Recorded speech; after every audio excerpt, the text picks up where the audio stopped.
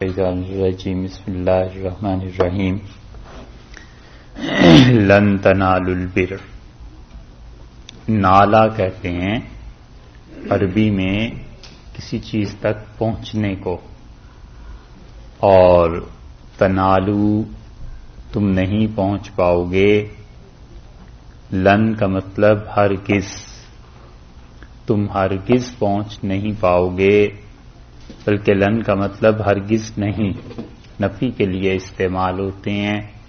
عربی میں چند ایک الفاظ جیسے لن، لا، لما، اور لما کی اور بھی قسمیں ہیں. اور لن کا مطلب یہ ہے کہ ہرگز نہیں ہو سکتا کہ تنالو تم پہنچ جاؤ البر، اور بر کہتے ہیں نیکی کو. اور اسی میں اللہ تعالی کا نام آتا ہے البار، بہت زیادہ نیکی کی توفیق دینے والا، یا بہت زیادہ اللہ تعالی نیکی کا کرنے والا.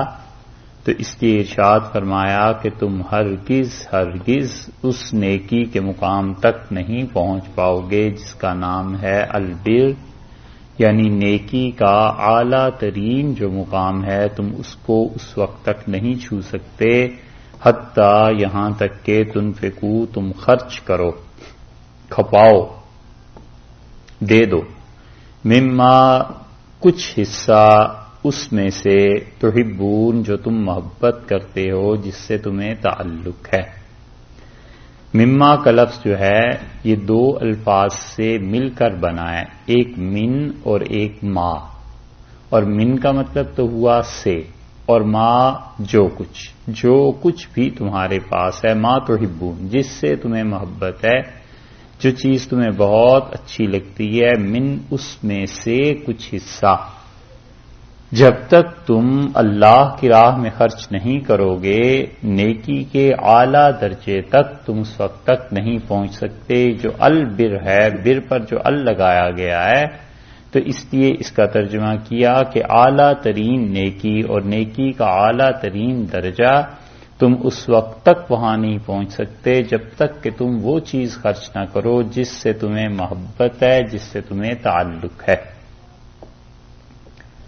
اور یہ آیت کریمہ در حقیقت یہودیوں پہ بھی نازل ہوئی اور یہودیوں کے لیے بھی نازل ہوئی. اور وجہ اس کی یہ ہے کہ ان یہودیوں کے ہاں جناب رسول اللہ صلی اللہ علیہ وسلم کو نہ ماننا، اس کی ایک علت اور وجہ یہ بھی تھی کہ وہ دو بھائیوں میں جب آپس میں بات ہوئی تو اس نے کہا بھائی ہم انہیں مان نہ لیں، وہ اللہ کے پیغمبر ہیں. تو اس نے کہا تمہیں حکومت چھوڑنی پڑ جائے گی، اور میں جس درجے کا ہوں کلیسا میں مجھے اس سے دستبرداری اختیار کرنی پڑے گی. تو اگر اس قیمت پہ کر سکتے ہو تو پھر ہے.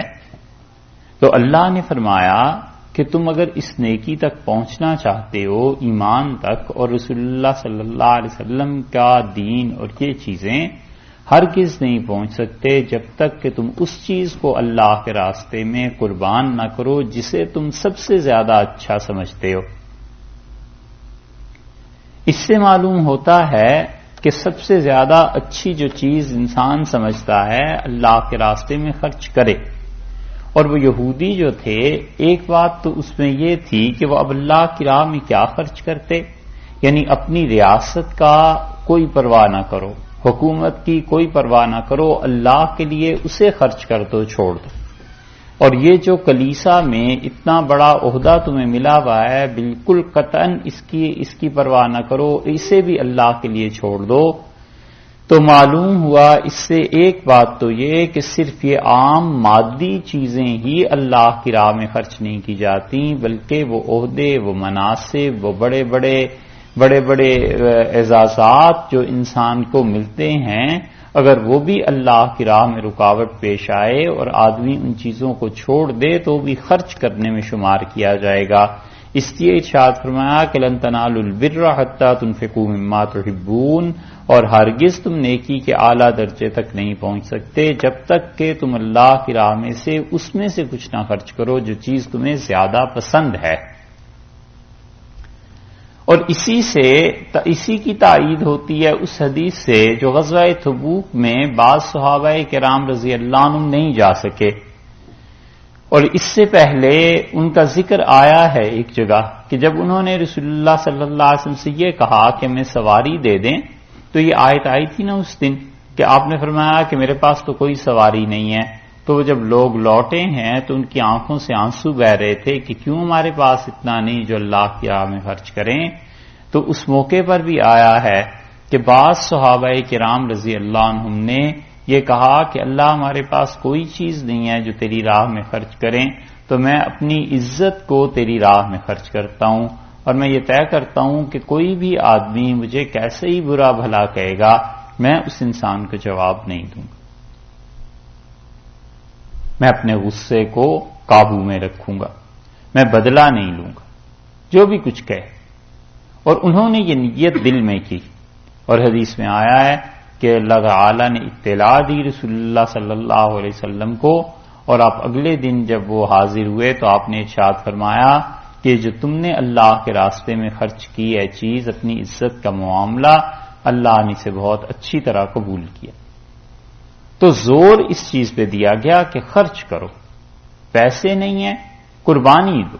زیادہ مناسب لفظ یہ معلوم ہوتا ہے کہ قربانی دو اللہ کے لیے، اپنی ریاست کی قربانی دو، اپنے عہدے کی قربانی دو، تب جا کر تم اللہ کے دین کو حاصل کر سکتے ہو۔ اگر عہدہ اور ریاست رکاوٹ بنتی ہے تو مت اس کو دیکھو، اللہ کی طرف چلو۔ اور دوسری بات یہ معلوم ہوئی کہ اللہ کو یہ چیز پسند ہے کہ جس چیز سے آدمی کو محبت ہے اس چیز کو اللہ کی راہ میں خرچ کرے۔ اسی لیے اس آیت کریمہ کو پڑھ کے بڑے بڑے صحابہ کرام رضی اللہ عنہم رکے اور انہوں نے کہا پروردگار کون سی چیز مجھے سب سے زیادہ پسند ہے؟ پھر انہوں نے غور کیا اور انہوں نے کہا اللہ یہ تیرے لیے۔ حضرت ابو طلحہ انصاری رضی اللہ عنہ نے یہ آیت پڑھی اور رسول اللہ صلی اللہ علیہ وسلم کے پاس آئے اور کہا اللہ کے رسول میرا ایک باغ ہے اور سب سے زیادہ مجھے وہی چیز عزیز ہے اور اسی سے محبت ہے اور میں اسے اللہ کی راہ میں خرچ کرتا ہوں۔ اللہ نے کہا ہے نیکی کے اعلیٰ مرتبے تک جب پہنچو گے جب وہ چیز خرچ کرو جس سے محبت ہے۔ تو رسول اللہ صلی اللہ علیہ وسلم نے فرمایا ہم نے اسے قبول کیا، اور آپ نے فرمایا کہ اچھا طرح ایسے کرو کہ اس اپنے باغ کو اپنے چچا زاد بھائیوں پر تقسیم کر دو۔ انہوں نے عرض کیا کہ وہ تو پھر فائدہ ہمارے ہی خاندان کو رہا، تو آپ نے فرمایا بس اللہ نے قبول کر لیا۔ اور حضرت ابو طلحہ رضی اللہ عنہ گئے اور ان کے بچے اہلیہ یہ لوگ باغ میں تھے، تو انہوں نے کہا بس باہر آ جاؤ، اسے میں نے اللہ کے لیے چھوڑ دیا ہے اور اللہ کے لیے خرچ کر دیا ہے، اب ہم اس سے کوئی فائدہ نہیں اٹھائیں گے۔ حضرت عمر رضی اللہ عنہ نے اس آیت کو پڑھا اور انہوں نے حضرت ابو موسیٰ اشعری رضی اللہ عنہ کو خط لکھا کہ میں نے جب اس آیت کو پڑھا ہے تو مجھے مال غنیمت یاد آیا جو اس مرتبہ مسلمانوں کو حاصل ہوا ہے اور اس میں میرا بھی حصہ ہے، جو اس حصے میں فلاں فلاں چیز یہ سب اللہ کی راہ میں خرچ کر دو۔ وہ چیزیں مجھے اچھی لگیں کہ میرے پاس آئیں گی، لیکن اللہ نے کہا ہے کہ اس چیز کو خرچ کرو مما تحبون، جس سے تمہیں محبت ہے، تو مجھے تو اپنی سب سے زیادہ اچھی چیز یہی لگی کہ اللہ کی راہ میں قربان کر دو۔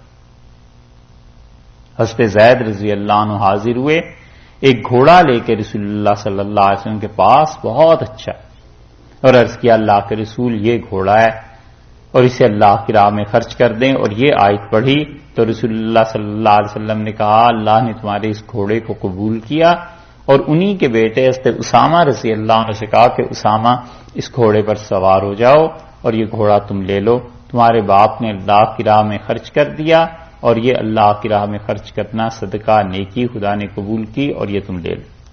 تو اس لیے آدمی سوچتا رہے کہ جو چیزیں اچھی ہیں ان کو اللہ کی راہ میں خرچ کرے، تو اللہ تعالیٰ کیا کرتے ہیں اس چیز کو لوٹا دیتے ہیں۔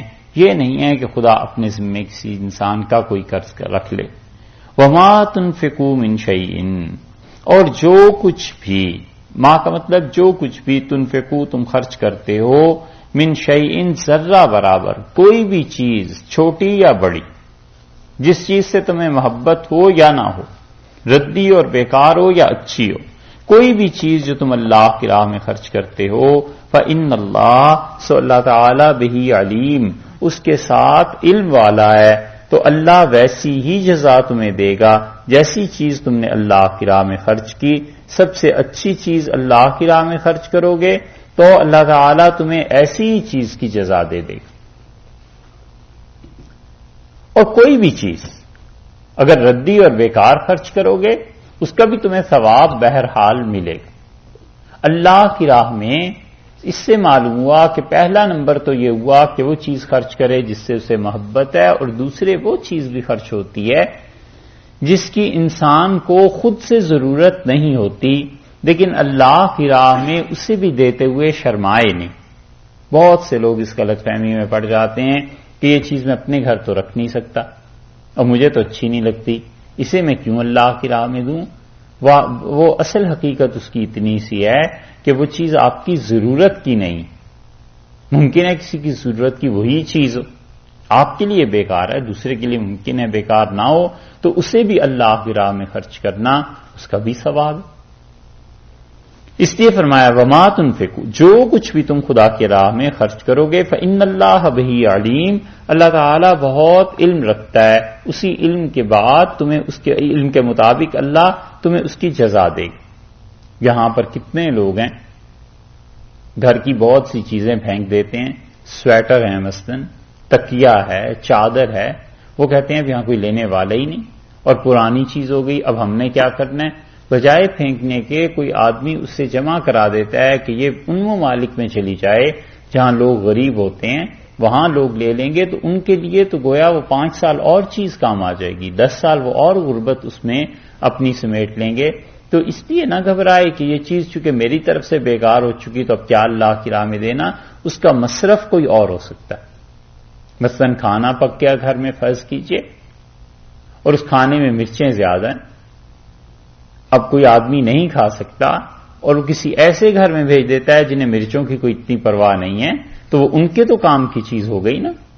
اب یہ نہیں ہے کہ ردی اور بیکار چیز اس نے دے دی اللہ کی راہ میں، بلکہ کسی وجہ سے کوئی عارضہ پیش آ گیا تھا، اس وجہ سے یہ بات ہو گئی۔ تو اللہ کی راہ میں گویا خرچ کرتا رہے جو بھی چیزیں اللہ نے دی ہیں۔ کل الطعام، اور جو اللہ کی راہ میں خرچ بھی کرتا ہے پھر اللہ تعالیٰ نے پہلے بتا دیا کہ ہم اسے لوٹا کر دے دیتے ہیں۔ اور اللہ کی راہ میں جو قربانی کرتا ہے حقیقت یہ ہے کہ اللہ تعالیٰ اگر اس قربانی کو قبول فرما لے تو جو چیز لوگ اللہ کے لیے غیرت میں چھوڑ دیتے ہیں نا، وہی چیز آ کر پاؤں پکڑ لیتی ہے کہ اب مجھے رکھ۔ یہ ہمیشہ ہوتا ہے، کوئی چیز اللہ کے لیے آدمی جب رد کر دیتا ہے کہ مجھے نہیں رکھنی، اللہ مجھے زیادہ عزیز ہے بنسبت اس چیز کے، وہی چیز واپس لوٹ کے آتی ہے اور کہتی ہے کہ کسی طرح رکھ لیں۔ آپ اس کی مثال دیکھیے، یہ یہودی تھے اور اگر یہ اپنی ریاست کو چھوڑ دیتے اور رسول اللہ صلی اللہ علیہ وسلم پر ایمان لے آتے، یہی حکومت انہیں پھر مل جاتی واپس۔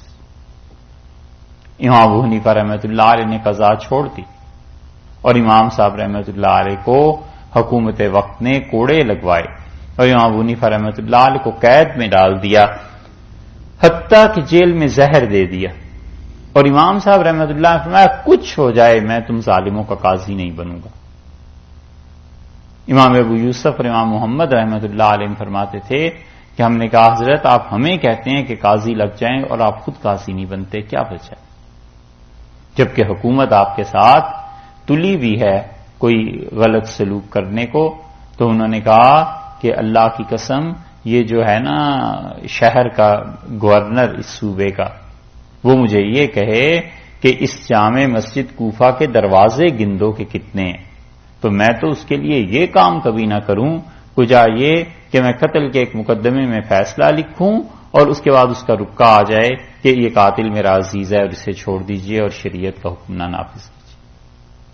ہاں ابو حنیفہ رحمۃ اللہ علیہ دنیا سے چلے گئے، مر گئے، مگر انہوں نے حکومت کو قبول نہیں کیا، قضا کو قبول نہیں کیا۔ نتیجہ یہ نکلا کہ اسی قضا کے عہدے نے، قاضی ہونے کے منصب نے پاؤں پکڑ لیے حنفیوں کے آ کے کہ ہمیں قاضی، تم لوگ قاضی بن جاؤ، کسی طرح اس عہدے کو قبول کرو۔ امام ابو یوسف رحمۃ اللہ علیہ قاضی القضات بن گئے، چیف جسٹس بن گئے، اور جتنے بھی اس کے بعد عباسیوں کے قاضی تھے اکثر و بیشتر حنفی قاضی تھے، امام ابو یوسف رحمۃ اللہ علیہ مقرر کرتے تھے۔ تو اللہ کے لیے غیرت میں جب کوئی آدمی چھوڑ دیتا ہے نا کہ اللہ کے لیے یہ چیز چھوڑی ہے اور اللہ غالب ہے اور اللہ کے لیے وہ عزت کرتا ہے خدا کے نام کی اور خدا کی، اللہ اسی چیز کو پلٹا کے لے آتا ہے کہ تم نے جس چیز کی عزت کی ہے اور قربانی دی تھی، یہ لو اب ہم دوسرے طریقے پہ تمہیں دے دیتے ہیں۔ کل الطعام، سارے کے سارے کھانے۔ کلن کا مطلب یہ ہے، یہ جیسے پہلے بھی کئی بار آپ کو بتایا کہ کلن سے مراد کبھی کبھی ہر چیز نہیں ہوا کرتی، بلکہ اس مناسبت سے جو چیزیں ہوتی ہیں اس کے لیے کل کا اطلاق کر دیا جاتا ہے۔ جیسے حضرت سلیمان علیہ الصلوۃ والسلام کا قصہ آیا تھا نا کہ اللہ نے اس ملکہ سبا کو حدود نے کیا کہا تھا کہ تمام چیزیں دیں، اللہ نے اس عورت کو تمام چیزیں ملکہ کو دی ہیں۔ تو ہم نے عرض کیا تھا کہ یہاں کل سے مراد یہ نہیں ہے کہ ساری دنیا دے دی، مطلب جو بھی حکومت کے مناسب چیزیں ہیں۔ یہاں بھی کل سے مراد یہ نہیں ہے کہ سارے کے سارے کھانے، بلکہ جن کھانوں کے متعلق بحث ہے، جن کھانوں کے متعلق نزاع ہے، جن کھانوں کے متعلق جھگڑا ہے۔ اصل شبہ اور بات یہاں سے شروع ہوئی کہ یہودیوں نے کہا کہ ہیں تو یہ اللہ کے رسول، لیکن گڑبڑ یہ ہے کہ وہ کھانے جو انبیاء علیہ السلام نہیں کھایا کرتے تھے یہ ان کھانوں کو استعمال کرتے ہیں۔ اونٹ ہے اور اونٹنی کا دودھ ہے، ان کا گوشت ہے، یہ چیزیں تو انبیاء علیہ السلام نہیں کھایا کرتے تھے، یہ تو حرام تھیں ساری۔ اور اگر یہ سچے نبی ہوتے تو یہ ضرور ان چیزوں کو چھوڑ دیتے۔ ایک اور دوسری چیز انہوں نے آگے چل کے آ رہا ہے کہ انہوں نے کہا یہ ایسا نبی ہے، پچھلے انبیاء علیہ السلام کے لیے غنیمت کا مال جب وہ رکھتے تھے تو آسمان سے آگ آ کے اس غنیمت کے مال کو جلا دیتی تھی، یہ تو غنیمت کا مال خود کھا جاتے ہیں۔ تو یہ کیا، یہ چیزیں تو حرام ہیں انبیاء علیہ السلام کے لیے، یہ ان چیزوں کا ارتکاب کرتے ہیں۔ اللہ نے اس کا جواب دیا ہے، اللہ نے فرمایا جو تمہیں اونٹ کے کھانے پہ، اس کے گوشت اور دودھ پہ اعتراض ہے، کل الطعام، یہ جن کھانوں پہ تم جھگڑ رہے ہو یہ کھانے کانا حلل لبنی اسرائیل، یہ جائز تھے بنی اسرائیل کے لیے، بنی اسرائیل کے لیے یہ کھانے جن پر جھگڑا ہو رہا ہے وہ جائز تھے، الا ما، سوائے اس کھانے کے، حرم اسرائیل، جو اسرائیل علیہ السلام نے حرام کیا تھا، علی نفسہ، اپنی جان پر، من قبل، اس سے قبل کہ ان تنزل، نازل ہوتی، التورات، تورات نازل ہوتی، تورات کے نزول سے پہلے حضرت اسرائیل علیہ الصلوۃ والسلام نے اپنے لیے جو کھانا حرام قرار دیا تھا بس وہ حرام تھا، اور اس کے علاوہ جو تم باتیں کرتے ہو یہ سب کھانے تو جائز تھے، یہ تو کبھی بھی حرام نہیں ہوئے۔ ان کا دعویٰ یہ تھا کہ تورات میں یہ کھانے حرام تھے۔ اللہ تعالیٰ نے بتلایا ہے کہ تورات سے پہلے ایک واقعہ پیش آیا، اور وہ یہ کہ حضرت اسرائیل علیہ الصلوۃ والسلام جو تھے، اسرائیل کا مطلب حضرت یعقوب علیہ السلام، حضرت یعقوب علیہ السلام کے ساتھ واقعہ یہ پیش آیا کہ ان کو ٹانگ میں تکلیف ہو گئی، اور جسے کن نساء کہتے ہیں کہ ٹانگ میں ایک رگ ہے اور اس میں اتنی شدید تکلیف ہو جاتی ہے کہ آدمی ہل نہیں سکتا بستر سے، انہیں یہ تکلیف ہوئی، بیماری ہو گئی، تو انہوں نے نظر مانی اور یہ کہا کہ اللہ اگر میری یہ بیماری ٹھیک ہو جائے تو جو سب سے اچھا گوشت مجھے لگتا ہے، سب سے اچھی چیز میں اسے تیرے لیے چھوڑ دوں گا۔ اور انہیں سب سے زیادہ جو چیز پسند تھی وہ اونٹ کا گوشت تھا، وہ کھاتے تھے۔ جب وہ ٹھیک ہو گئے تو اونٹ کا گوشت انہوں نے چھوڑ دیا۔ اللہ نے فرمایا کہ الا ما حرم اسرائیل علی نفسہ، مگر وہ چیز جو کہ اسرائیل علیہ الصلوۃ والسلام نے خود اپنے لیے حرام کر دی تھی، وہ تھی حرام، اور وہ بھی انہوں نے خود کی تھی۔ وگرنہ بنی اسرائیل کے لیے جتنے کھانوں پہ آج تم جھگڑا کرتے ہو یہ سب کے سب جائز تھے۔ اس آیت کو دوسری طرح بھی لیا ہے مفسرین نے، اور وہ کہتے ہیں کہ سارے کے سارے کھانے جائز تھے، حلال تھے، جن پہ آج جھگڑا ہے وہ بنی اسرائیل پر سوائے اس کے جو بنی اسرائیل نے خود اپنے اوپر ناجائز قرار دیے تھے. تو وہ اس اسرائیل کو جو دوبارہ آیا ہے نا، وہ کہتے ہیں اس سے بھی مراد بنی اسرائیل ہے. اور اللہ تعالیٰ نے بیٹوں کا ذکر نہیں کیا کہ اسرائیل کے بیٹے. ترجمہ تو یوں بنے گا نا کہ کانا ہلن، وہ کھانے حلال تھے بنی اسرائیل یعنی اسرائیل کے بیٹوں کے لیے. تو کہتے ہیں اللہ تعالیٰ نے جب ایک بار کہہ دیا کہ بنی اسرائیل، تو دوبارہ اللہ نے اسرائیل کہا ہے، بنی کا لفظ نہیں لگایا. تو مطلب یہ ہے کہ بنی اسرائیل نے خود اپنے کرتوتوں کی وجہ سے جو کھانے اپنے اوپر اللہ کی طرف سے حرام کروا لیے تھے، بس وہ حرام تھے. باقی سب کھانے جن پہ آج اعتراض ہے یہ سب کے سب جائز تھے، یہ درست تھے.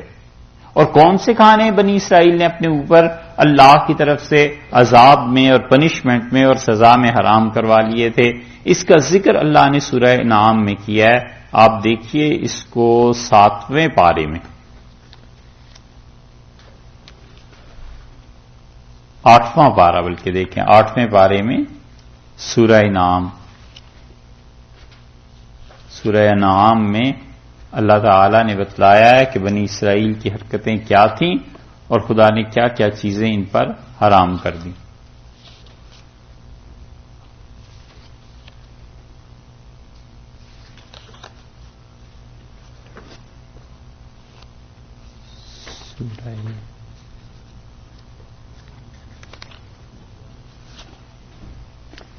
آیت نمبر دیکھیے جناب 145-46 دیکھیے.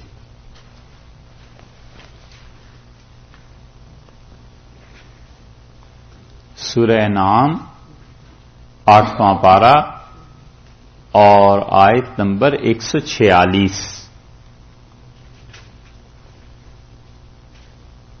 ملی سا.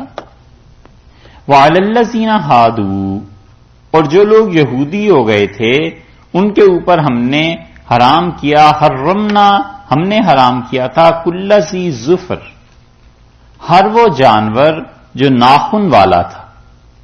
ناخن والے جانور کون سے ہوئے؟ اونٹ ان پر حرام ہو گیا. اللہ نے انہیں پکڑا.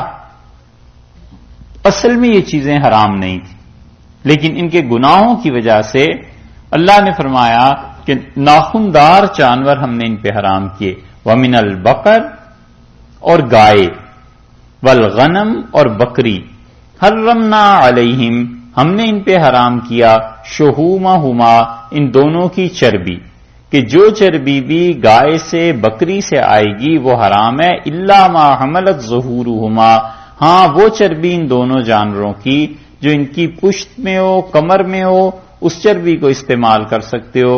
اول ہوایا، یا جو آنتوں میں چربی ہوتی ہے اسے تم کھا سکتے ہو. او مختلط بعظم، یا ہڈیوں کے ساتھ جو ملی ہوئی چربی ہوتی ہے اسے تم کھا سکتے ہو. ان 3 چربیوں کے علاوہ ان دونوں جانوروں سے جو بھی چربی آئے گی اے یہودیوں تم پہ حرام ہے. ذالک جزیناہم، اور یہ ہم نے انہیں سزا دی تھی، بے بغیہم، ان کی شرارتوں پر، وَإِنَّا لَصَادِقُونَ، اور ہم سچ کہتے ہیں. وَإِنَّا لَصَادِقُونَ، ہم سچ کہتے ہیں، بالکل کوئی بات جھوٹ نہیں آپ کو بتاتے. یہ یہودی جھوٹ بولتے ہیں، یہ جو کہتے ہیں کہ ایسی ایسی چیزیں تھیں اور ہمارے اوپر ایسے حرام ہو گیا تھا. تو اللہ نے کیوں کیا تھا یہ حرام؟ اللہ نے فرمایا جزیناہم ببغیہم، ہم نے انہیں سزا دی تھی، اس وجہ سے یہ چیزیں ان پہ حرام کر دی تھی کہ اونٹ نہیں کھاؤ گے اور یہ چیزیں. اب یہ جو بات ہے اللہ تعالی نے فرمایا کہ تم یہ جو کہتے ہو کہ وہ کھانے حرام ہو گئے تھے، اللہ نے ویسے ہی سرے سے حرام کیے تھے. اونٹ حرام تھا شروع سے ہی، تو اللہ تعالیٰ نے وہاں فرما دیا کہ یہ حرام نہیں تھا، یہ تو ہم نے سزا کے طور پہ حرام کیا تھا. ایک اور دوسری چیز یہاں فرما دی کہ وہ کھانے اصل میں تو جائز تھے، حضرت اسماعیل علیہ السلام نے اپنے اوپر کسی خاص وجہ سے اسے حرام قرار دے دیا تھا. اور یہ جو تم کہتے ہو کہ تورات میں یہ حرمتیں آئی تھیں، تو اللہ نے فرمایا کہ من قبل ان تنزل التورات، یہ تو تورات کے نازل ہونے سے پہلے کا واقعہ ہے.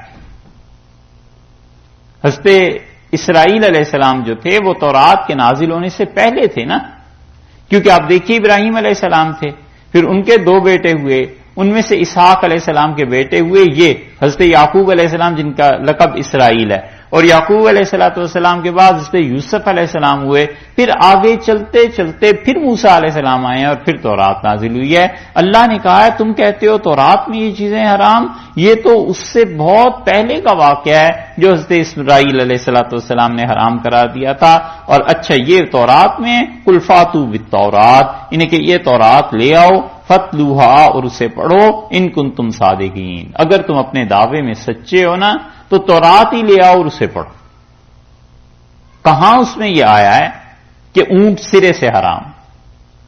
جو چیزیں ہیں وہ تمہاری نالائکیوں کی وجہ سے سزا کے طور پر تم پہ حرام ہوئی ہوں گی، وہ ہمارے لیے کیوں حرام ہے؟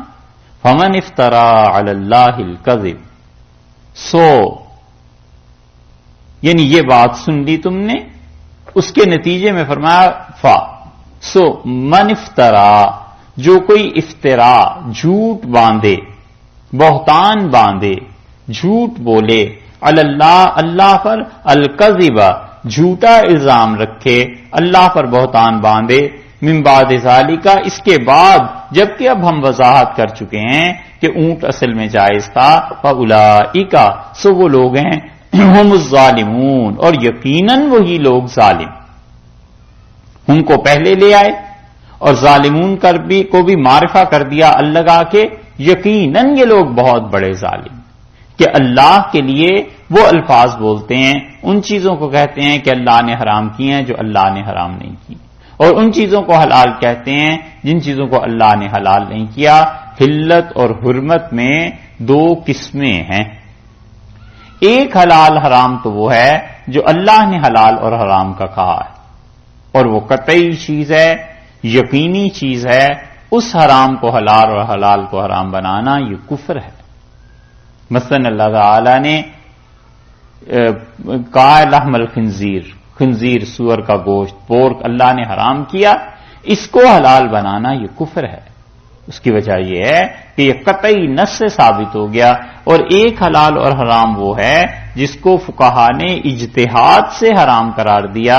یہ جو اجتہاد سے جو چیزیں حرام اور حلال ہوتی ہیں، ان کو حلال یا حرام ماننا نہ ماننا، اس سے کفر واجب نہیں آتا، اس سے کفر لازم نہیں آتا۔ مثلا یہ بات کہ سمندر میں سے کیا چیز جائز ہے، حنفی فقہا کہتے ہیں کہ اللہ نے بتایا ہے کہ سمندر میں جو چیز کھانے کی ہے وہ جائز ہے، اور سمندر سے کھانے کی چیز مچھلی ہے،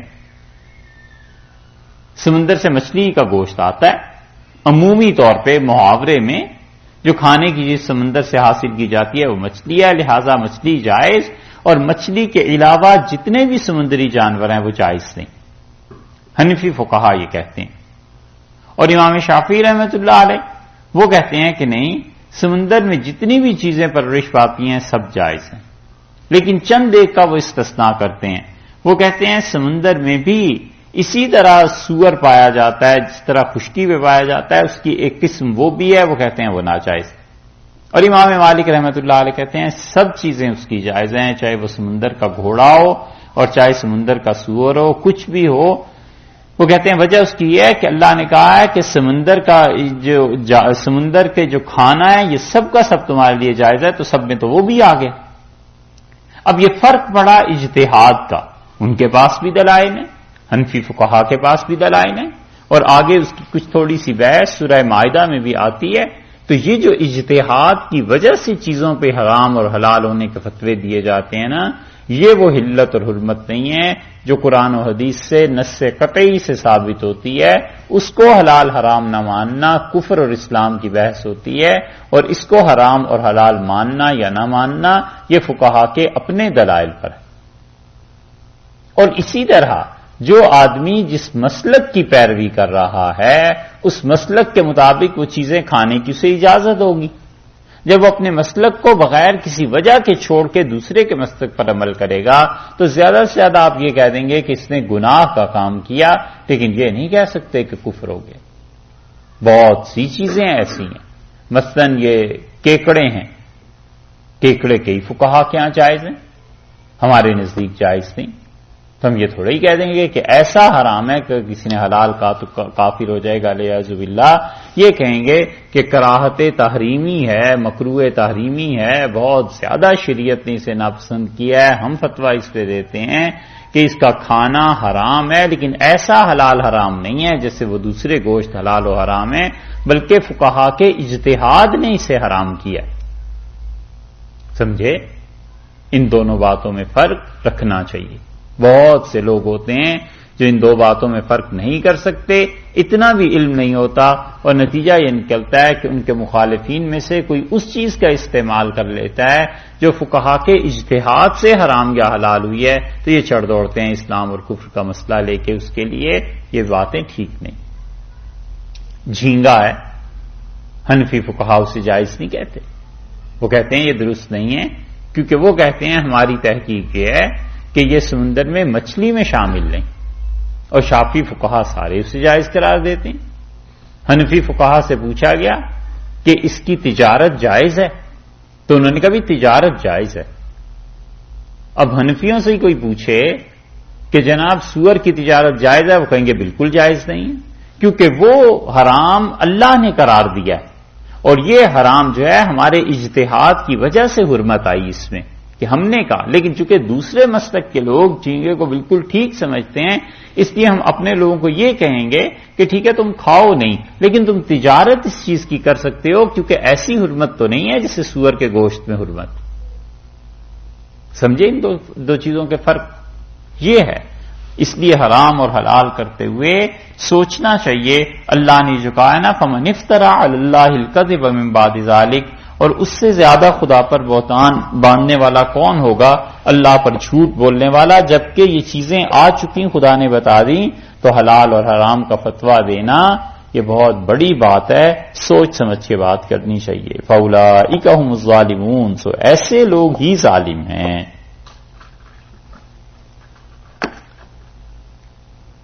قل آپ فرما دیجئے،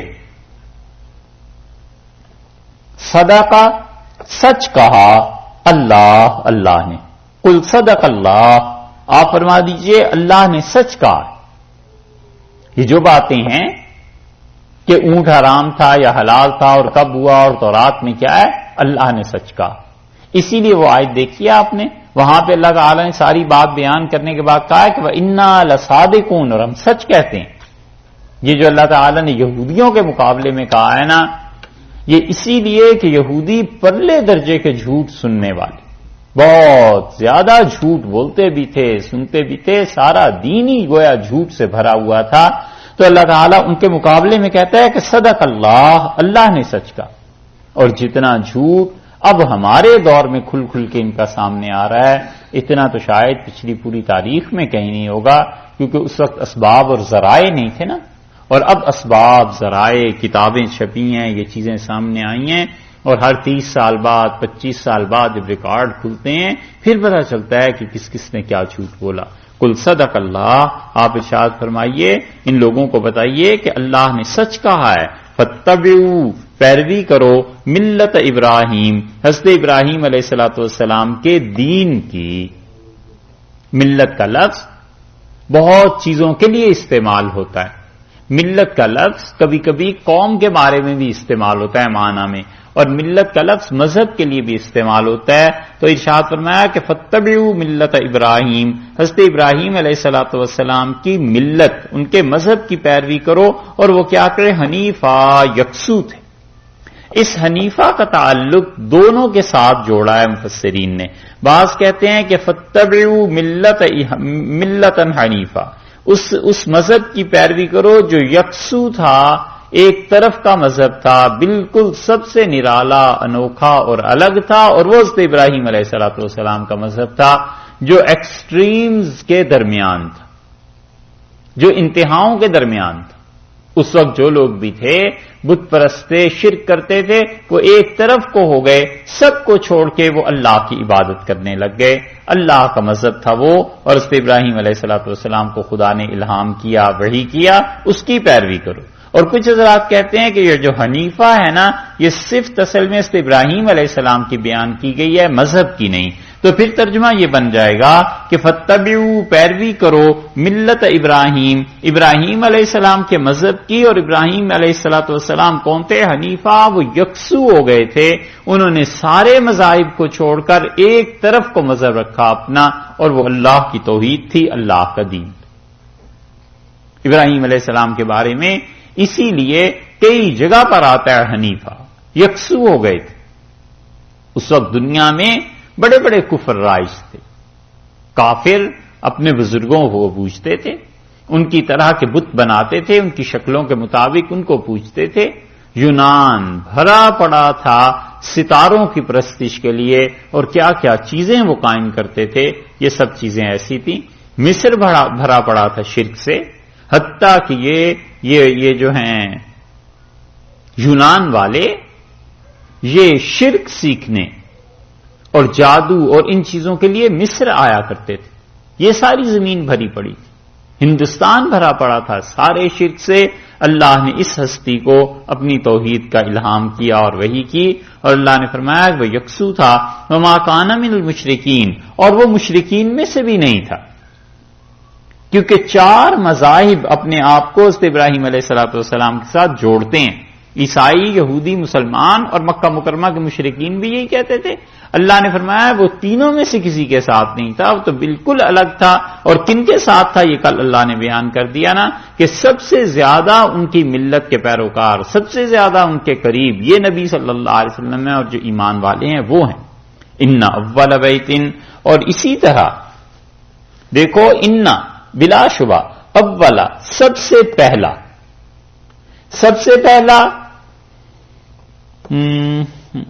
اس کو کیا کہیں گے، کوالٹی کے اعتبار سے، تقدس کے اعتبار سے پہلے نمبر کا، سب سے اچھا، اول نمبر کا ایک.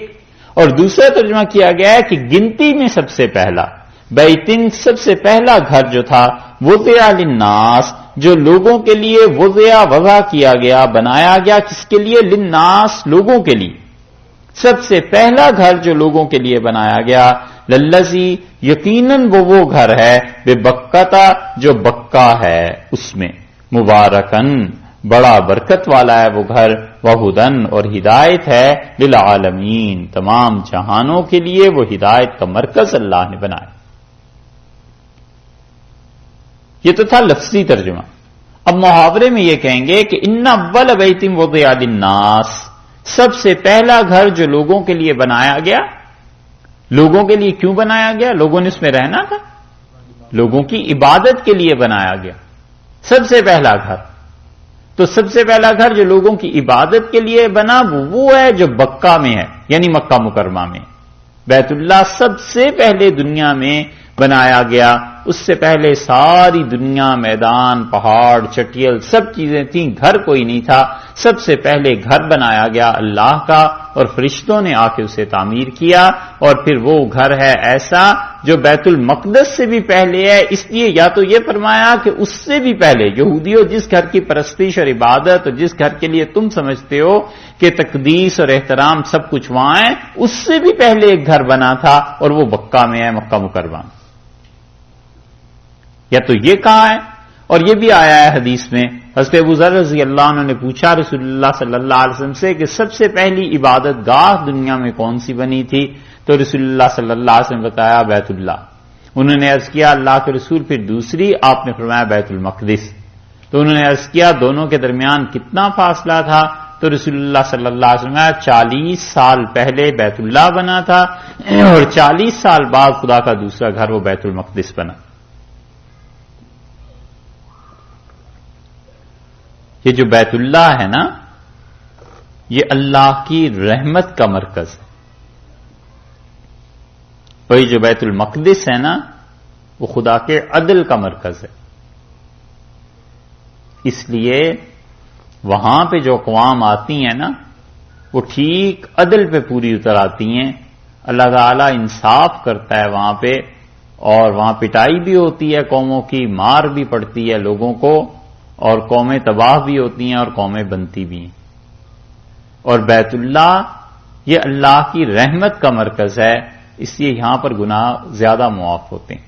وہاں بھی ہوتے ہیں سلیمان علیہ السلام نے اللہ سے دعا مانگی تھی کہ اللہ یہ جو گھر میں بنا رہا ہوں ہم لوگ اس کو 3 چیزیں انہوں نے اللہ سے مانگی تھی، اور ان میں سے ایک انہوں نے یہ مانگا کہ اللہ جو اس گھر کی زیارت کو آئے بیت المقدس کو اسے بالکل پاک کر دے ایسے جیسے وہ بچپن میں تھا.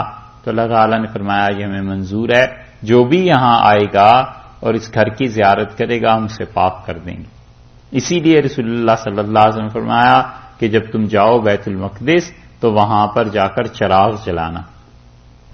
اور ایک جگہ آیا ہے آپ نے فرمایا وہاں کے تیل کے لیے تم پیسے بھیج دینا تاکہ وہاں وہ بھی اللہ کا گھر ہے اس کی خدمت ہو. اب تو بجلی کا زمانہ آ گیا. تو یہاں پر فرمایا سب سے پہلا گھر بیتن کو لائے ہیں تنوین کے ساتھ، یعنی اتنی عزت والا، اتنا معزز. تو اول نمبر میں یعنی اس طرح کاؤنٹنگ میں دیکھیں سب سے پہلا گھر. یا یہ کہا ہے کہ سب سے زیادہ خدا کا گھر وہ جس میں قرب اللہ کا نصیب ہوتا ہے وہ ہے وضع للناس، جو لوگوں کی عبادت کے لیے بنایا گیا تھا. اور للذی یہ جو لام ہے نا، ہونا تو ایسے بھی ہو سکتا تھا کہ ان اول بیت وضع للناس الذی، الذی بے بکا، اللہ بھی ہو سکتا تھا کہ وہ گھر ہے جو بنایا گیا. یہاں لام لگایا اللہ تعالیٰ نے للذی، یعنی تاکید کے لیے زور دینے کے لیے لائے ہیں کہ ہاں وہی گھر ہے بے بکتا، وہ ہے جو بکا میں ہے. بکا اور مکہ دونوں ایک ہی ہیں. اور عربوں میں بعض قبائل جو تھے وہ میم اور با ان دونوں کو ایک دوسرے کے بدل میں بولتے تھے. مثلا قرآن میں بھی ہے، ایک جگہ آئے گا سورہ صاد میں لازم بولتے ہیں نا، لازم ہے ضروری. اور عربی بولتے تھے لازب با کے ساتھ. اللہ تعالی نے سورہ صاد میں اس لفظ کو استعمال کیا، من تین لازب، ایسی مٹی سے پیدا کیے گئے جو چپک جاتی ہے. اور وہاں پہ بعض مفسرین نے کہا آدم علیہ السلام پیدا کیے گئے من تین لازم، ایسی مٹی جو لگ جاتی ہے لازم ہو جاتی ہے. تو لازم اور لازب یہ با اور میم ایک دوسرے کے بدل میں عرب بولتے تھے. وہی چیز یہاں بے بکا. اسی طرح راتب، راتم، با اور میم ایک دوسرے کے بدل میں بولتے تھے. یہ ہے دلیل حیدرآباد والوں کے لیے، یہ جو کاف کو خے کے عوض میں بولتے ہیں نا، دیکھا کاف اور خے بولتے ہیں نا، خیمہ اور قیمہ. ٹھیک ہے، دیکھو کہاں سے ثابت ہوئی، سبحان اللہ، کتنے یہ پڑھے لکھے ہیں. ہاں بہت سے ایگزامپلز ہیں، کینچی، خینچی، یہی ہے نا. تو وہ اصل میں انہوں نے یہاں سے سیکھا ہوگا. وہ تو جتنی خدمت ہو ویسی دلیل.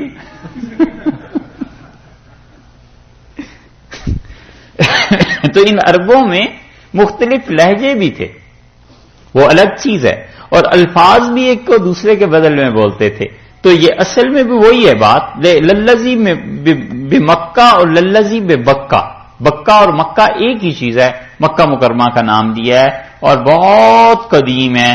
اللہ نے جو کہا ہے پہلا گھر ہے تو قدیم ترین تاریخیں بھی جو اب تک ملی ہیں اس میں بھی اس کا تذکرہ آتا ہے.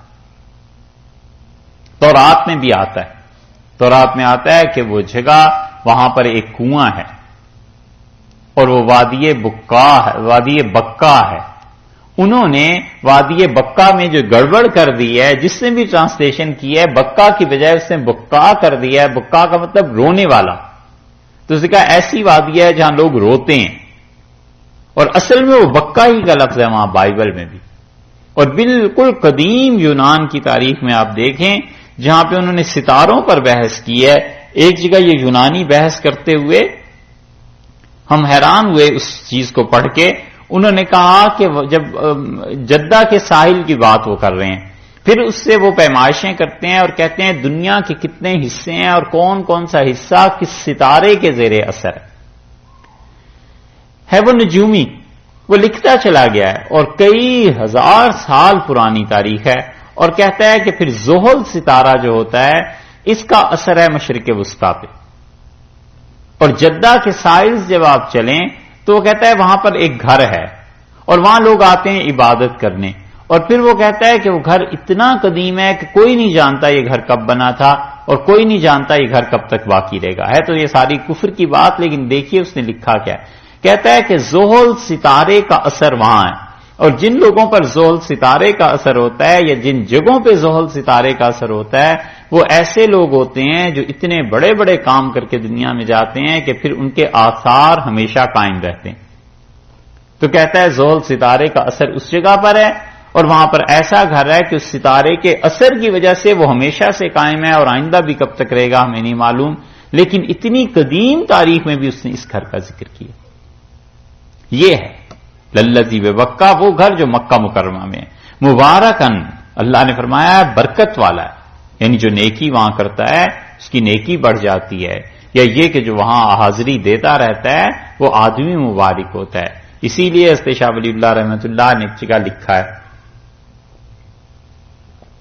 کہ ہم ہندوستان میں رہنے والوں کو فرمایا ہے دو چیزوں سے قطع تعلق نہیں کرنا چاہیے، تعلق نہیں توڑنا چاہیے، اور ان میں سے ایک چیز یہ لکھی ہے کہ انہوں نے کہا بیت اللہ میں حاضری دیتے رہنا چاہیے، بار بار خدا کے گھر میں جانا چاہیے تاکہ شرک کے جو اثرات ہندوستان میں رہنے سے آ جاتے ہیں وہ شرک کے اثرات دھلتے رہیں.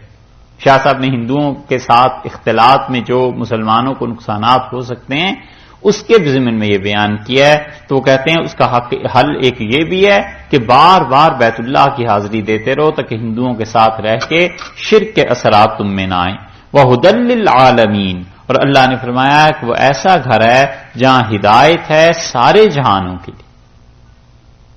دین اللہ نے دیا تو اللہ نے کہا اسلام ہمیں بس چاہیے کہ قیامت میں جب تم آؤ اس کے علاوہ کسی دین کو نہیں مانیں گے. قرآن دیا تو اللہ نے کہا ہدی للناس، پوری انسانیت اس سے فائدہ اٹھا سکتی ہے، سب کے لیے ہدایت کی چیز ہے. گھر اپنا بتایا ہے تو فرمایا یہ گھر ہے وہ جو ساری انسانیت کے لیے ہدایت کا مقام ہے. گویا اسلام جو ہے اس کو عالمگیر مذہب جو تھا اللہ تعالیٰ نے ان چیزوں میں بتایا ہے کہ یہ ساری کائنات کا آئندہ کو مذہب ہوگا، اور رسول اللہ صلی اللہ علیہ وسلم کو گویا یہ بتا دیا گیا کہ آپ کو جتنی بھی چیزیں عنایت کی جا رہی ہیں یہ کسی قوم یا کسی علاقے تک محدود نہیں ہے، بلکہ اس کا اثر پوری دنیا پر ہے. ہدایت کی کتاب ہے تو وہ بھی پوری دنیا کے لیے، اور جو مرکز آپ کو دیا ہے ہدی للعالمین، وہ ہدایت کا مقام ہے سارے انسانوں کے لیے، تمام جہانوں کے لیے وہاں سے ہدایت. فیہ، اس میں یعنی اس گھر میں، اس بیت میں، آیاتن، نشانیاں ہیں، بیناتن، واضح نشانیاں ہیں اللہ کی، یعنی ان چیزوں کو دیکھ کے خدا کے ساتھ تعلق قائم ہوتا ہے. بہت سے مقامات ہیں بیت اللہ کے اندر میں جن میں دعا قبول ہوتی ہے، جہاں جا کر اللہ کی یاد آتی ہے. ملتزم ہے، یہ ملتزم بھی وہی چیز ہے. ملتزم کس کو کہتے ہیں معلوم ہے؟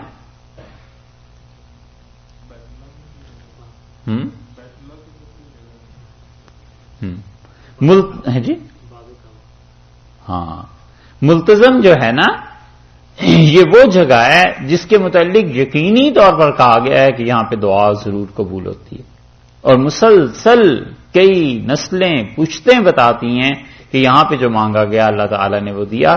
ملتزم کو لوگ یہ سمجھتے ہیں کہ بیت اللہ کا جو دروازہ ہے اس کی جو چوکھٹ ہے نا، جہاں پہ آپ نے بہت لوگوں کو تصویر میں بھی دیکھا ہوگا اور آپ کبھی خود گئے ہوں تو آپ کو اندازہ ہوگا، لوگ سمجھتے ہیں یہ ملتزم ہے.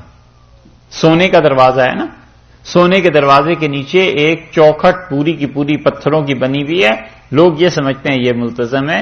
ملتزم اصل میں اس دروازے کے بعد اور حجر اسود کے اور اس دروازے کے جو درمیان جگہ ہے وہ ہے ملتزم. یہ اس لیے بتا رہے ہیں کہ آپ کو کبھی جانے کا موقع ملے تو اس دروازے پہ لوگ چمٹے ہوئے ہوتے ہیں، اور وہ جگہ لوگوں نے چھوڑی ہوئی ہوتی ہے کیونکہ پتہ نہیں ہوتا کہ ملتزم کون سا ہے. تو ملتزم جو ہے وہ جگہ ہے جو حجر اسود کے بعد ہے اور اس دروازے سے پہلے، یعنی درمیان میں جو جگہ ہے اسے ملتزم کہتے ہیں. اور بالکل ٹھیک اسی طرح جہاں یہ دروازہ ہے اگر آپ دیکھیں گے غور سے تو اس دروازے کے بالکل پیچھے آپ چلے جائیں نا، مثلا یہ آپ سمجھ لیجئے بیت اللہ، یہ مقام ہے حجر اسود کا، یہاں کونے میں ہے نا، اس کو یہ بوسہ دیتے ہیں نا یہاں لوگ. اچھا جی، یہ ہے، فرض کر لیتے ہیں ہم، ٹھیک ہے، یہ حجر اسود ہوا. اس حجر اسود کے بعد یہاں سے فرض کیجئے کہ شروع ہو جاتا ہے دروازہ، یہ اس جگہ سے. تو یہ جو دروازہ شروع ہو رہا ہے، اس دروازے اور حجر اسود کے درمیان یہ جو جگہ ہے، یہ ہے ملتزم، یہ والی جگہ. اور لوگ سمجھتے ہیں دروازہ یہاں سے لے کے اگر یہاں تک ہے، یہ یہاں سے یہاں تک چوکھٹ ہے تو یہ ملتزم ہے. یہ نہیں ہے، یہ وہ ہے.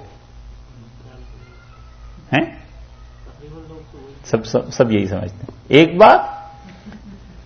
دوسری بات دیکھو، یہاں سے آپ اس کونے میں آئے، پھر اس کونے میں آئے، سمجھ رہے ہیں نا؟ اس اور اس کونے کے درمیان کیا چیز ہے؟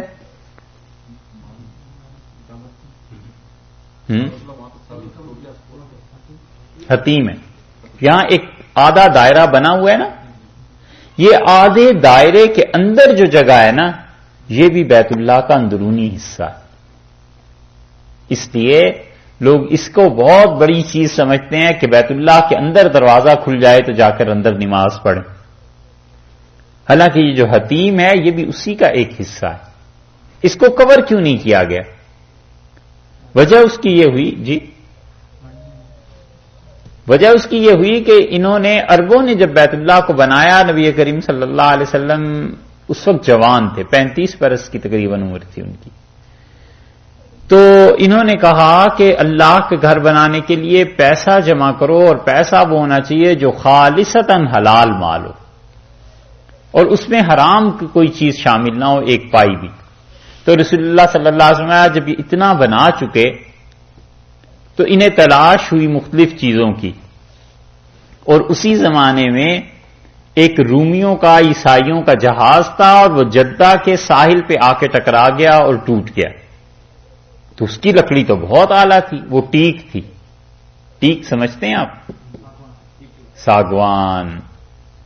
یہ بڑی عجیب بات ہے، ہندوستان سے آتی تھی، عربوں میں بنگال سے آتی تھی، اور یہ ٹیک کا ہی دروازہ نبی کریم صلی اللہ علیہ وسلم کے گھر کا دروازہ جو تھا وہ ٹیک کا تھا، ساگوان کا. حضرت عائشہ رضی اللہ عنہ کا جو حجرہ ہے نا، جس میں رسول اللہ صلی اللہ علیہ وسلم دفن ہے، اس کا دروازہ ساگوان کا تھا، ٹیک کا تھا. اسی لیے ابو داؤد رحمۃ اللہ علیہ جو بہت بڑے محدث ہیں، ان کی جو مراسیل کتاب ہے اس میں آتا ہے کہ کان باب عائشہ، سے عائشہ رضی اللہ عنہا کا دروازہ من ساجن، یہ ٹیک سے بنا ہوا تھا، ساگوان سے بنا ہوا تھا. اب کوئی ساگوان کا دروازہ بنائے تو کتنا مہنگا بنتا ہے، لیکن کوئی بنائے گا اس نیت سے تو اسے یاد آتی رہے گی کہ رسول اللہ صلی اللہ علیہ وسلم کا در اقدس بھی ایسا ہی تھا. تو وہ ٹیک کی لکڑی وہاں سے لائی گئی، جدہ سے خرید کے بیت اللہ کو انہوں نے بنایا. تو رسول اللہ صلی اللہ علیہ وسلم فرمایا، سے عائشہ رضی اللہ عنہ سے وفات سے کچھ عرصہ پہلے ہی فرمایا، مکہ فتح ہو گیا تھا. آپ نے فرمایا عائشہ پھر ان کے پاس پیسے ختم ہو گئے، تو انہوں نے اس دیوار کو یہیں سے پھیر دیا ایسے، اور اسے پورا بنا دیا، اور یہاں پر دائرہ اس لیے یہ لگا دیا تھا انہوں نے کہ یہ یاد رہے کہ یہ بھی بیت اللہ کے اندر کا حصہ ہے، ابراہیم علیہ السلام نے یہ پورا بنایا تھا. آپ نے فرمایا ان کے پاس پیسے نہیں رہے تھے، اور اگر یہ قوم نئی نئی مسلمان نہ ہوئی بھی ہوتی، اور مجھے یہ ڈر نہ ہوتا کہ یہ کہیں گے کل ہم نے اپنے باپ دادا کا دین چھوڑا ہے، آج اس نے بیت اللہ کو بھی گرا دیا ہے. فرمایا اگر مجھے اس قوم میں یہ بدگمانی کا اندیشہ نہ ہوتا تو میں اس کو گرا کر اور اس حتیم کی جگہ کو بھی اندر ڈال دیتا، اور بیت اللہ کو ایسے ہی بناتا جیسے میرے جد امجد حضرت ابراہیم علیہ السلام نے بنایا تھا. یہ بات حضرت عائشہ رضی اللہ عنہ سنایا کرتی تھی. اسی لیے عبداللہ ابن زبیر رضی اللہ عنہ کا جب خلافت کا دور آیا ہے تو انہوں نے اس حتیم کو ہٹا کے بیت اللہ کی تعمیر کی، اور پھر اسی طرح بنا دیا اسے. جب ان کا انتقال ہوا، حجاج ابن یوسف رضی اللہ عنہ شہید ہو گئے، تو عبداللہ ابن زبیر رضی اللہ عنہ شہید ہو گئے، تو یہ حجاج ابن یوسف آ گیا. حجاج ابن یوسف نے انہیں شہید کرنے کے بعد کہنے لگا کہ یہ جو حتیم تھا یہ اس میں شامل نہیں تھا بیت اللہ میں، اور اس نے حتیم کو باہر نکال دیا.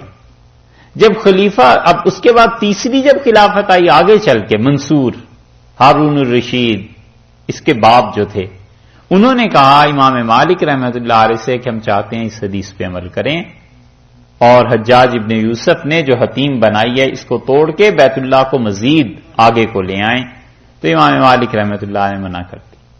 انہوں نے کہا اگر یہ روز روز توڑتے رہو گے نا تو لوگوں کے دلوں سے اس گھر کی ہیبت اور عظمت نکل جائے گی اور یہ بادشاہوں کا کھیل بن جائے گا، اس لیے بس رہنے دو اب جیسا بھی ہے۔ بس امام مالک رحمۃ اللہ علیہ کے بعد پھر کوئی نہیں اسے کر سکا، اب تک ویسے ہی چلا آتا ہے، حتیٰ کہ ترکوں نے سوچا تھا مگر اس وقت بھی علماء نے انہیں منع کر دیا، حنفی فقہا نے، انہوں نے کہا نہ کرو۔ امام مالک رحمۃ اللہ علیہ جو کہتے تھے وہ صحیح چیز تھی کہ اگر اس طرح کرنے لگیں گے تو لوگوں کے دلوں سے ہیبت نکل جائے گی اس گھر کی۔ تو یہ تو آ گیا حتیم، ٹھیک ہے۔ حتیم کے بعد آپ چلیں تو آپ جب اس مقام پر پہنچتے ہیں نا، یہاں کیا ہے، یہ حتیم آیا نا، حتیم کے بعد جب اس مقام پر پہنچے تو یہاں کیا ہے، رکن یمانی، یہ بات ہوئی۔ اس رکن یمانی سے پہلے کبھی غور کیجئے گا، یہاں بغیر ترتیب کے پتھر لگے ہوئے ہیں، سارا بیت اللہ ترتیب میں بنا ہے ہمیشہ، اور اس جگہ پر بغیر ترتیب کے پتھر ہیں، لائنیں آتی ہیں ایسے، پتھر کی لائن پھر اوپر ہو جاتی ہے، پھر نیچے، پھر اوپر، پھر نیچے۔ یہ غور کیا ہے کبھی؟ نہیں ہے؟ غلاف اٹھا دیتے ہیں حج کے دنوں میں، غلاف بہت اوپر کر دیتے ہیں۔ یہ جو جگہ ہے نا، یہ اس ملتزم کے اس دروازے کے بالکل بالمقابل دوسری جگہ ہے، اور ہوتا یہ تھا کہ یہ دو دروازے تھے اصل میں، اور دروازے زمین پہ تھے، لوگ اس دروازے سے داخل ہوتے تھے، اس دروازے سے نکل جاتے تھے۔ رسول اللہ صلی اللہ علیہ وسلم یہ جو دو دروازے تھے، لوگ آتے تھے اور ایک سے دوسرے سے نکل جاتے تھے، اور یہ حضرت عائشہ رضی اللہ عنہا سے کہا کہ عائشہ تیری قوم نے ایک تو یہ کیا کہ اس کی چوکی اوپر کر دی تاکہ ہر آدمی اندر داخل ہی نہ ہو سکے، اور صرف وہ آدمی اندر داخل ہو جس کو یہ چاہیں اور جس کو یہ چابی دیں، اور دوسری غلطی انہوں نے یہ کر دی کہ آپ نے فرمایا یہ دوسرا دروازہ ادھر والا انہوں نے بند کر دیا۔ اور حدیث میں یہ بھی آتا ہے کہ جو مکہ مکرمہ میں قریش تھے، بوڑھے جو بھی تھے اور عورتیں اور بچے، وہ اس جگہ جا کر دعا مانگا کرتے تھے۔ یہ یہاں پہ بغیر ترتیب کے لگے ہوئے ہیں نا پتھر، یہ بھی وہ جگہ ہے جہاں قبولیت ہے۔ اللہ نے یہ جو فرمایا نا فی آیات بینات، اس میں بڑے بڑے نشان ہیں اللہ کے۔ یہ جگہ بھی ملتزم کے بالکل پیچھے جا کر یہ بھی ایسی جگہ ہے جہاں پہ دعا قبول ہوتی ہے، لیکن شاید ہی کوئی جانتا ہو، اب شاید کوئی جانتا ہو، وگرنہ لوگ اس جگہ پہ رکتے بھی نہیں ہیں، دعا بھی نہیں مانگتے۔ ملتزم پہ رش ہوتی ہے، کبھی جانے کا موقع ملے تو ملتزم کی بجائے آپ اگر ادھر آ جائیں اور یہاں جہاں بغیر ترتیب کے پتھر ہیں یہاں آپ اس سے چمٹ جائیں، یہاں آپ اس سے دعا مانگیں اللہ تعالی سے، تو یہاں بھی وہ قبولیت۔ پھر اس کے بعد رکن یمانی ہے، اور پھر یہ حجر اسود۔ سمجھ آئی؟ یہ ہے چیز۔ ہم ایک مرتبہ کچھ دوست تھے، گئے ہم سب لوگ عمرے کے لیے، یہاں اسی جگہ پہ جہاں وہاں ملتزم پہ رشتہ، ہم یہاں دعا مانگ لیتے، شرطے نے پکڑ لیا۔ وہ مجھے اس نے بڑی شرافت سے پہلے تو مجھے سمجھانے کی کوشش کی کہ یہ بدعت ہے جو تم کر رہے ہو، شرک ہے۔ میں نے کہا شیخ چھوڑو اس بات کو، دعا مانگنے دو۔ وہ باقی دوست وہیں کھڑے تھے تو وہ اس نے پھر مجھے پکڑا، پھر جب میں زیادہ ہاتھ اس پہ رکھ رہا تھا اس نے مجھے گھسیٹ ہی لیا۔ مجھے کہنے لگا یہ بدعت کرتے ہو، یہاں پہ شرک کرتے ہو۔ میں نے کہا یہ اللہ کا گھر ہے، اس میں لڑنا مناسب نہیں۔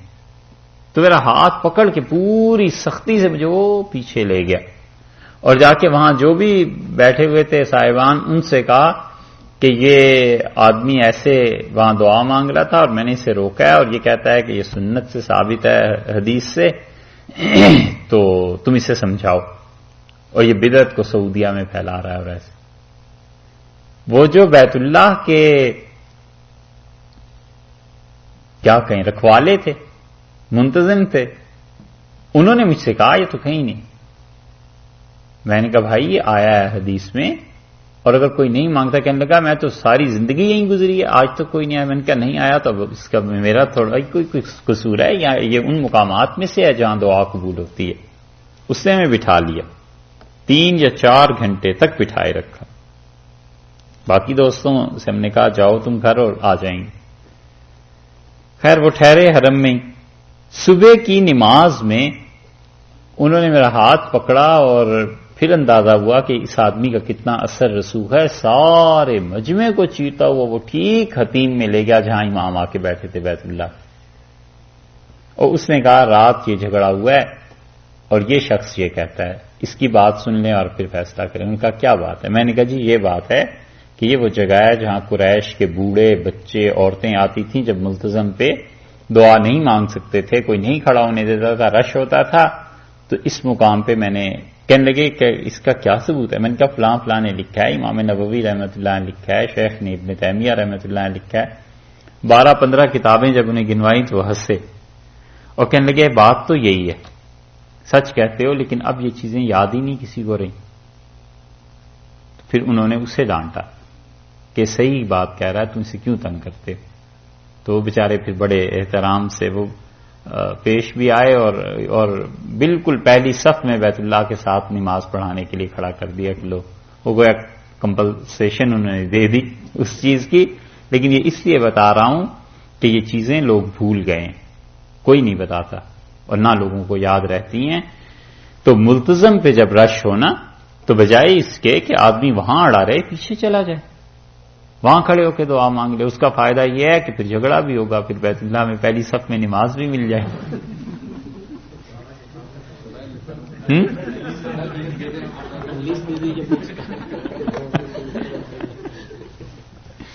یہ اللہ نے فرمایا فیہ آیات بینات، اور اس میں بہت بڑی بڑی نشانیاں ہیں.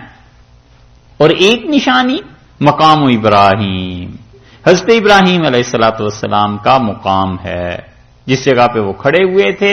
اب دیکھیے یہ اگر ان جگہوں میں برکتیں نہ ہوتی، خدا کیوں اس چیز کو بار بار ذکر کر رہا ہے؟ فرمایا مقام ابراہیم، ابراہیم علیہ السلام کا مقام تھا جہاں وہ کھڑے ہوئے تھے، وہ جگہ ہے.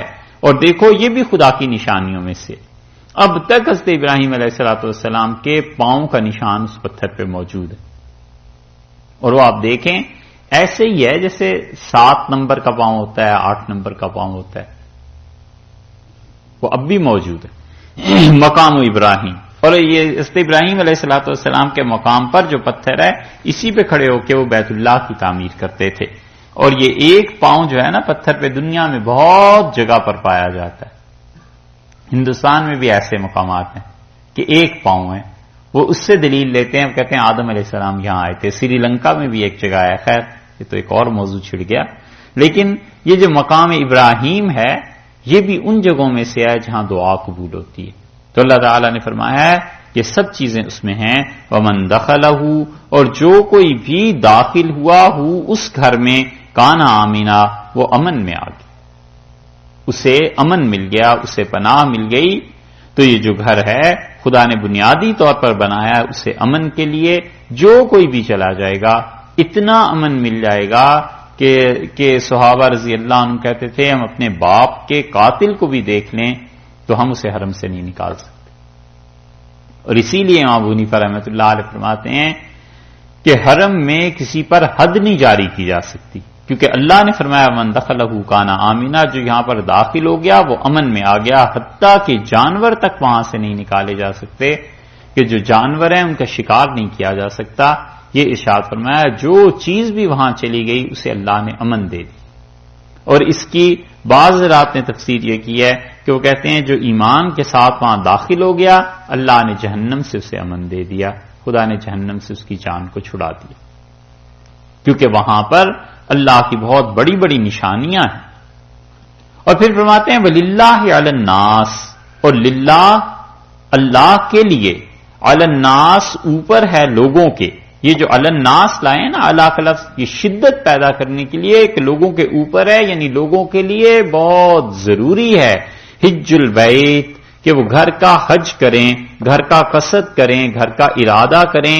من استطاع، جو آدمی قدرت رکھتا ہے، الیہ، اس گھر کی طرف، سبیلا، راستہ. اس گھر کے آنے کی جو راہ ہے اس کی طرف قدرت رکھتا ہے، جو اس گھر میں آ سکتا ہے اسے چاہیے کہ اس گھر میں حاضری دے۔ یہ بہت ضروری ہے ان لوگوں کے لیے جن کی استطاعت ہے۔ استطاعت کا مطلب یہ ہے کہ اس انسان کی صحت اجازت دے، ایک اس انسان کے پاس پیسہ بھی ہو، اور اتنا پیسہ اس وقت ہو جس زمانے میں حج کے لیے لوگ جایا کرتے ہیں، آگے پیچھے کے پیسوں کا اعتبار نہیں۔ اور تیسری چیز یہ کہ حکومت وقت اسے نہ روکے، ویزا یعنی مل جائے، بعض اوقات ہوتا ہے سب چیزیں ہوتی ہیں اور ویزا نہیں ملتا، تو یہ ساری شرائط ہیں اس کی۔ اللہ نے فرمایا ہے کہ لوگوں کے لیے یہ ضروری ہے کہ وہ خدا کے گھر کا حج کریں، خدا کے گھر حاضری دیں۔ اس لیے یہ حج کے معاملے میں جو لوگ کوتاہی اور سستی کرتے ہیں بڑا گناہ ہے۔ اللہ نے فرمایا ومن کفرا، اور جو اس کا کفر کرے یعنی سرے سے حج کو مانے ہی نہیں، آئی ہی نہیں، فإن اللہ غنی عن العالمین، سو بلا شک و شبہ اللہ غنی بے نیاز ہے، عن العالمین تمام جہانوں سے خدا بے نیاز، پورے جہان مل کے خدا کی نافرمانی کریں، کوئی عبادت نہ کرے، کوئی پرواہ نہیں اللہ، وہ کسی کی عبادت کا محتاج تھوڑا ہی۔ اس لیے یا تو یہ مراد ہے کہ ومن کفرا جو سرے سے مانے ہی نہیں وہ تو کافر ہوا، اور یا یہ کہ جو انسان اس گھر میں آنے میں سستی کرے تو اللہ بے نیاز ہے، آئے گا تو کچھ اپنا ہی فائدہ کرے گا، نہیں آئے گا تو کچھ اس کا اپنا ہی نقصان ہوگا، اللہ کو اس چیز کی نہیں۔ اس لیے حج جو ہے نا اس کی فرضیت جب ہو جائے پھر تاخیر نہیں کرنی چاہیے۔ بہت سی شرائط جیسے صحت ہے، ابھی بتایا آپ سے عرض کیا، اسی طرح یہ چیز ہے پیسہ ہے، ویزے کا مل جانا ہے، عورت کے لیے محرم کا ہونا بھی ضروری کہ ان کے ساتھ کوئی نہ کوئی ایسا ہو جو ان کا محرم ہو، یا تو شوہروں، بھائیوں، والدوں، کوئی بھی، جب محرم مل جائے عورت کو اور اتنا پیسہ خاتون کے پاس ہے کہ وہ اپنا اور اپنے محرم کا خرچہ اٹھا کر گھر واپس آ سکتی ہیں امن سے، اطمینان سے، تو ان کے ذمے حج فرض ہو جائے گا۔ حتیٰ کہ فقہا نے لکھا ہے اپنے گھر سے عرفات کے میدان تک جا سکتی ہیں، اور مدینہ منورہ نہیں جا سکتی تو بھی حج فرض ہے اس مرد و عورت پہ جو عرفات تک جائیں اور وہاں سے واپس آ جائیں۔ یہ جو خواتین لاکھوں روپے کے زیور رکھے ہوئے ہوتی ہیں نا، ان سب پہ حج فرض ہو جاتا ہے، 2-2 لاکھ کے زیورات، 3-3 لاکھ کے زیورات، اور نظر اس پہ ہوتی ہے کہ شوہر حج کرائے، ہاں وہ پیسے لا کے دیں پھر حج ہوگا۔ بھئی بیچو اس زیور کو، حج کر کے آؤ۔ یہ ہمیشہ کے لیے گناہ میں پڑی رہتی ہیں، 20-20 سال زیورات پڑے رہتے ہیں، اور یہ گناہ ہوتا ہے۔ فقہا نے لکھا ہے عورت کی ضروریات سے زیادہ کپڑے ہیں، اور وہ کپڑے بیچ کے، زیور بیچ کے حج کر سکتی ہے، حج فرض ہے۔ اللہ نے فرمایا ومن کفرا، اور جو خدا کے گھر میں حاضری نہیں دے گا فإن اللہ غنی عن العالمین، اللہ ان تمام جہانوں سے بے نیاز ہے، اسے کوئی پرواہ نہیں، کچھ کرو گے تو اپنے ہی سنوارو گے، بگاڑو گے تو اپنا بگاڑو گے۔ اور اتنی سخت بات رسول اللہ صلی اللہ علیہ وسلم نے فرمائی ہے، آپ نے کہا جس پہ حج فرض ہو گیا اور پھر وہ اللہ کے گھر میں نہیں آیا اور وہ مر گیا تو آپ نے فرمایا انشاء یمت یہودین او نصرانین، اس کا دل چاہے تو یہودی ہو کے مرے، دل چاہے تو عیسائی ہو کے مرے، مسلمان نہیں مرا۔ اسی لیے فقہا نے لکھا ہے کہ عورت کو محرم نہیں مل رہا یا محرم جانے کے لیے تیار نہیں، اس کی اپنی مصروفیت ہے کچھ بھی، اور عورت اس پہ جبر بھی نہیں کر سکتی، تو اس عورت کے ذمے یہ ضروری ہے کہ وصیت کر کے جائے کہ میری طرف سے حج کرا دینا، میرے پاس ساری شرائط پوری تھی، صرف ایک شرط رہ گئی تھی تو میں تو حج کو جا نہیں سکتی، لیکن یہ کہ میری طرف سے حج کرا دیا جائے، یہ وصیت کرنی اس کے لیے واجب ہے۔ ہمارے ہاں لوگ ان چیزوں کو کھیل سمجھتے ہیں، جب کسی انسان کے پاس ضروریات زندگی سے زیادہ اتنی چیزیں ہوں کہ انہیں بیچ کے حج کر سکتا ہے، فرض ہو جاتا ہے حج، اور کرنا چاہیے۔ اللہ تعالیٰ نے فرمایا ہے جو نہیں آئے گا اللہ بے نیاز ہے، فإن اللہ غنی عن العالمین، اللہ تعالیٰ بے نیاز ہے تمام جہانوں سے، اور حج پہ جانے سے پہلے حج کے مسائل بھی سیکھ لینے چاہیے۔